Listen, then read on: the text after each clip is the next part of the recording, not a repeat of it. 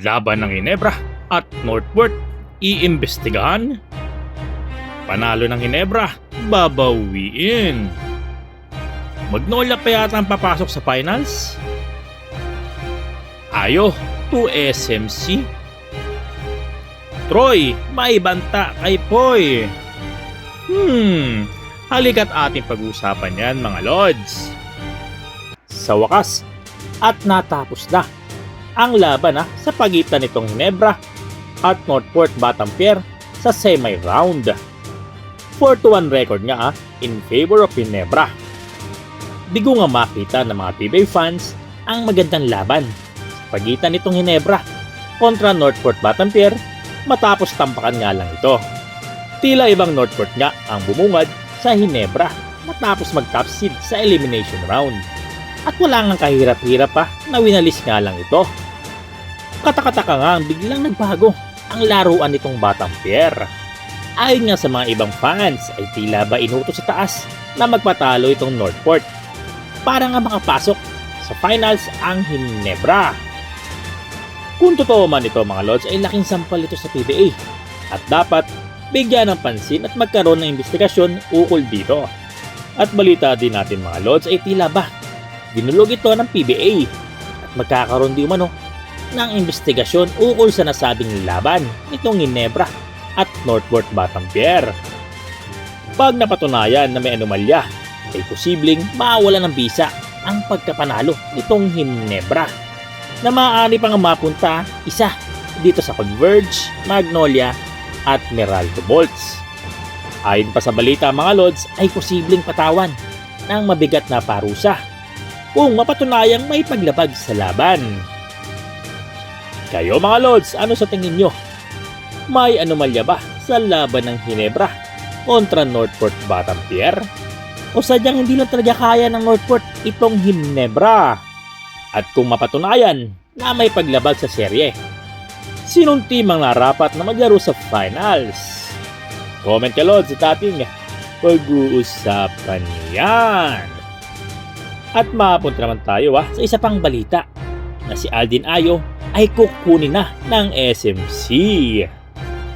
Habang busy ang PBA sa playoffs, ay siya namang abala nitong SMC para makahanap ng head coach para sa team ng SMB at Magnolia.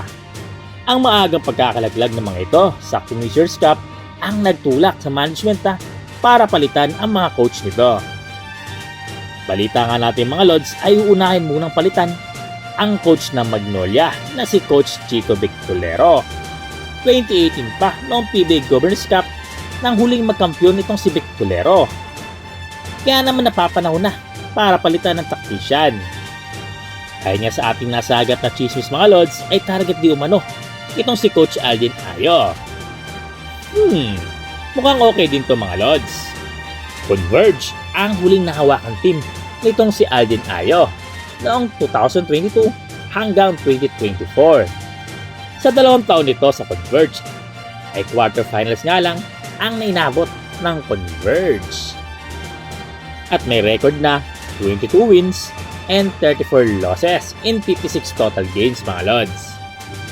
Kung titingnan natin ang record ni Ayo sa PBA ay masabi mong bagsak na ito.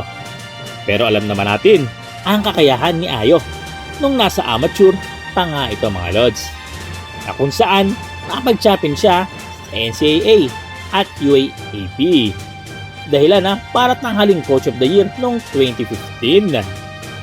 Disente naman ang pagko-coach ni Ayo sa PBA mga Lods, sadyang mahina pa nga ang kanyang team.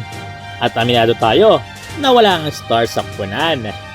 Dagdag pa dito ang pag-alis ng kanyang mga main guy na sina Maverick Ahanmisi at Jeron Teng na pawang napitas itong SMC. Ano sa tingin nyo mga Lods? Dapat ba bang kunin itong si Ayo? Or mag-stick na lang muna kila Coach Leo at Coach Chito? Ilan taon pa bang magtitis itong Magnolia kay Victolero?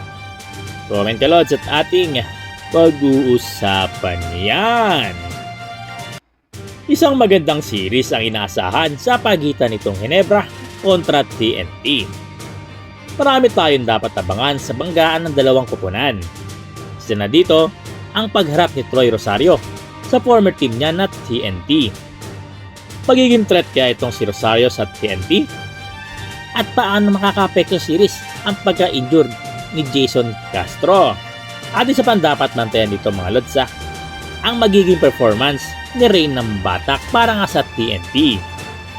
Good matchup nga ito mga lods kung tutusin at asahan natin na magiging sulit ang panonood natin ngayong finals.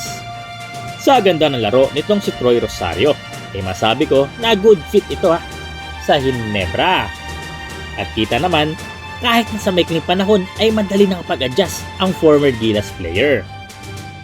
Kaya naman nung ma-interview ito si Troy Rosario, na kung ano ang masabi niya sa paghaharap nila ni Eram. At tila may pabirong pagbabanta ito. Hoy, Eram. Wala mo na kaibigan. Mukhang interesting ito mga lods. Lalo pat nakapaglaro na rin pala itong si Jeremiah Gray. Another firepower na naman mga lods. Nakaka-excite tuloy ang sagupaan ng mga ito.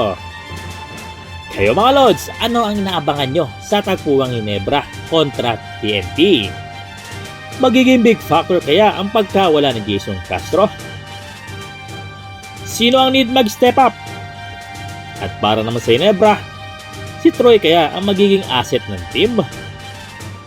Mapipigilan ba nila si RHJ?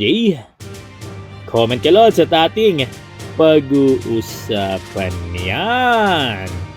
So mga lods, hanggang dito na lang tayo Maraming salamat. Bye-bye!